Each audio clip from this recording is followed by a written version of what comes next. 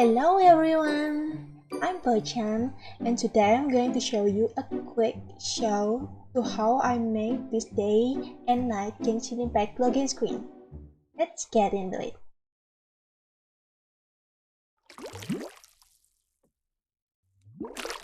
First, make a flute pad from a plate. Second, make the fans. It's always fun to work with all the details to make it more lively. Next step, we are going to make pillars. There's a lot of pillars. This is pillar 1, pillar 2,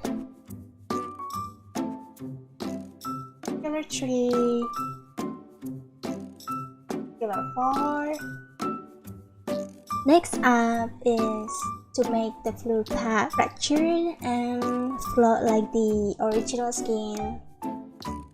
Then we're going to the coloring.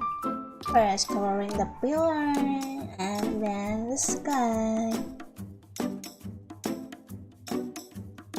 Alright, that's it for today guys. If you want to watch the longer version of Genshin Impact login screen modeling in 3D, you can see on my description there, video description I mean.